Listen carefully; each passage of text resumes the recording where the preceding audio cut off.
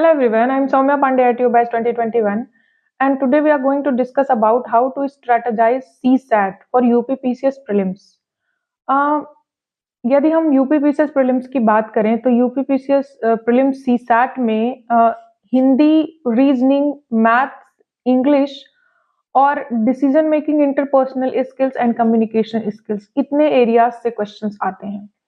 हिंदी से 18 to 20 marks के questions आते हैं, रीजनिंग से भी ऑलमोस्ट 18 टू 20 मार्क्स के ही क्वेश्चंस आते हैं, मैथ से 12 टू 15 मार्क्स के क्वेश्चंस आते हैं, इंग्लिश से 10 टू 12 मार्क्स के क्वेश्चंस आते हैं और rest of the question almost 25 to 30 questions decision making, interpersonal skills और कम्युनिकेशन स्किल्स से आते हैं।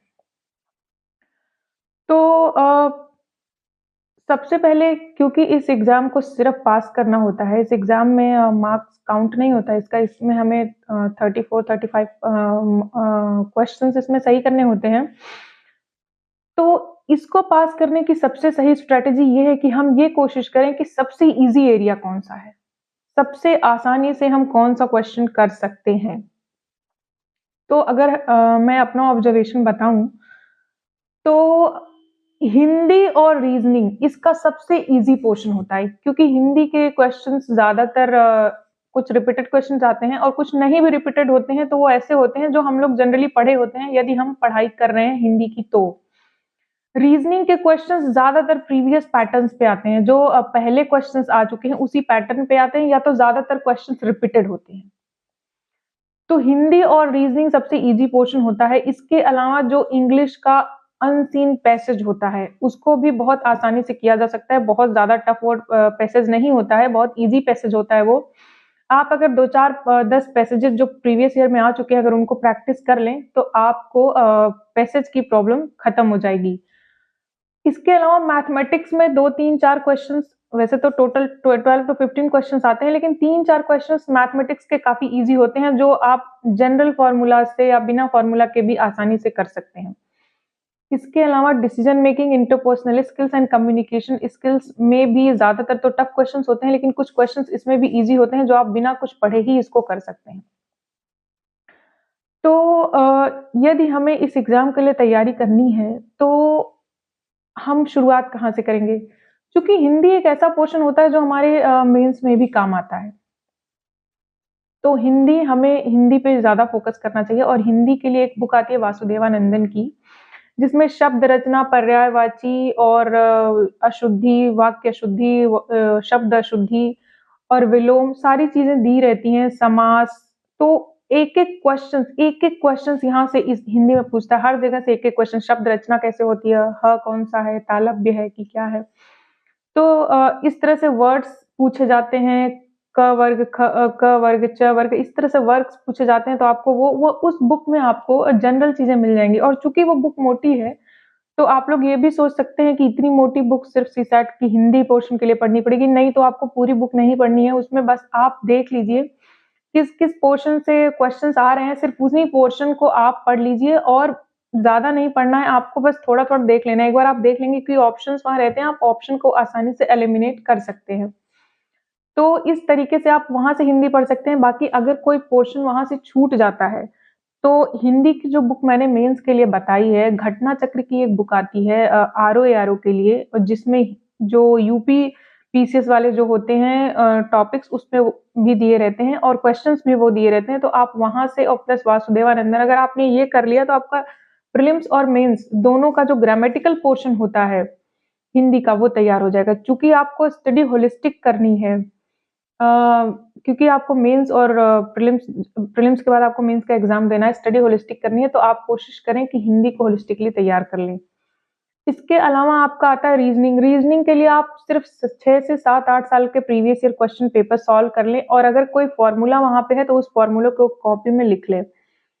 सीसैट की एक 10-12 पेज की, 10-12 भी नहीं, 6-7 पेज की एक कॉपी बना लीजिए, एक पेज को स्टेपल करके अपने पास रख लीजिए और उसमें जो फॉर्मूले, अगर आपको मैथमेटिक्स का फॉर्मूला जो इजी फॉर्मूला है, जो आपको लगता है कि अगर आप एक बार और उसको पढ़ेंगे तो इस पे क्वेश्चंस जो आएंगे आप उसको सॉल्व करें। बहुत टफ चीजें आपको नहीं पढ़नी है, क्योंकि इस एग्जाम में सिर्फ 35 क्वेश्चन सही करने हैं, तो आपको बहुत ज्यादा इस पे मेहनत करने की जरूरत नहीं है।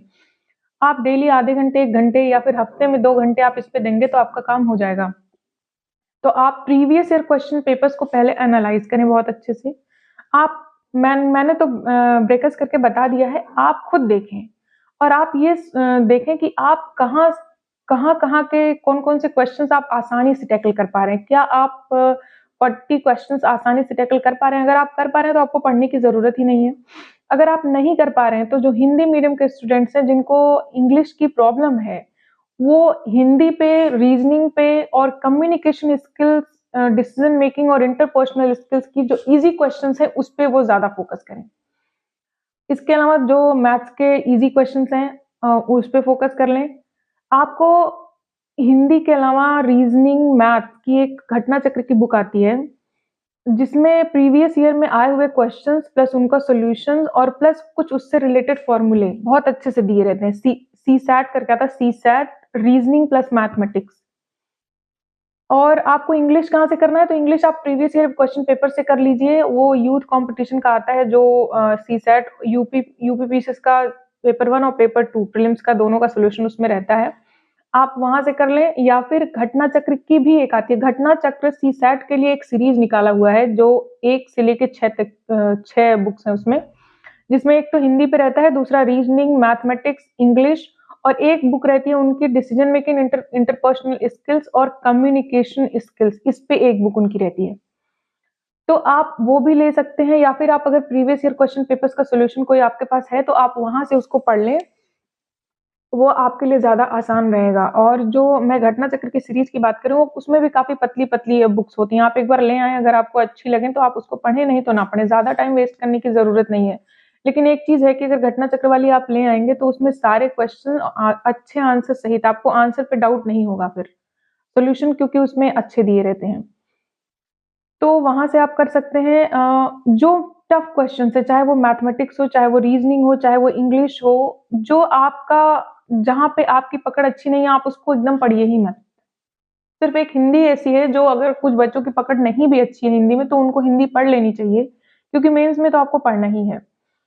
तो हिंदी के अलावा कोई भी जो टफ पोर्शन है आप उसको मत पढ़िए, जहाँ-जहाँ से, क्योंकि इतने ईज़ी पोर्शन इसमें इतने हैं कि आप अगर उसको पढ़ लें तो एग्ज़ाम को पास कर लें। मैंने भी यही स्ट्रैटेजी फ़ॉलो की थी, पहले मैंने देखा कि मैं कहाँ से कर सकती हूँ। क्योंकि हिंदी मैंने पहले पढ़ रखा था तो हिंदी मेरे लिए आसान था, मैंने रीज़निंग थोड़ा देख लिया, मैथमेटिक्स के ईज़ी क्वेश्चंस देख लिए, इंग्लिश के ईज़ी क्वेश्चंस देख लिए और डिसीजन मेकिंग, इंटरपर्सनल स्किल्स और कम्युनिकेशन स्किल्स से भी कुछ ईज़ी क्वेश्चंस आते हैं। कुल मिला के आप 40-45 तक सही कर सकते हैं। लेकिन अगर आपको थोड़ा डाउट होता है कि आपको थोड़ा ये वाला पोर्शन पढ़ लेना चाहिए, decision making, interpersonal skill and communication skills, तो एक घटना चक्र की, जैसा कि मैंने पहले बताया, वो बुक सिर्फ हिंदी में आती है, इंग्लिश में नहीं आती। उसका नाम है अंतर्वैयक्तिक क्षमता, निर्णयन और समस्या समाधान करके एक बुक आती है, पतली ही रहती है। आप उस बुक को लें और जो क्वेश्चंस 2 या 2 से अधिक बार आए हुए हैं, उन्हीं क्वेश्चंस को आप बहुत अच्छे से पढ़ जाएँ। कई बार चीज़ों के डेफिनिशंस पूछ लिए जाते हैं। जैसे पूछ लिया जाता है कम्युनिकेशन में कितने स्टेप्स होते हैं, तो वो 4 स्टेप, 5 स्टेप, जो भी स्टेप होते हैं आप उनको देख लीजिए, वहाँ से देख लीजिए। या पर्टिकुलरली डेफिनिशन किसी चीज़ का पूछ लिया गया, या कुछ-कुछ होता है कि कभी-कभी ऐसा होता है, उसमें क्वेश्चंस ऐसे होते हैं कि एक अगर आपने शुरुआत पढ़ ली, अगर उसका डेफिनिशन पढ़ लिया तो उससे आपका 5-6 क्वेश्चन सॉल्व हो जाते हैं। एक ही तरह के फॉर्मूले पे कई सारे क्वेश्चंस लगते हैं। तो आप ऐसी चीज़ें उठाइए जहाँ से आप कम पढ़ कर के ज़्यादा से ज़्यादा सॉल्व कर सकें और जो चीज़ें आसानी से समझ आ जाएँ। यहाँ पे वर्ड्स की थोड़ी समस्या होती है। हिंदी में जो वर्ड्स दिए रहते हैं इस पोर्शन में, डिसीजन मेकिंग में, कम्युनिकेशन स्किल्स में, बहुत टफ वर्ड्स होते हैं। तो आपको थोड़ा वहाँ भी ध्यान देना पड़ेगा।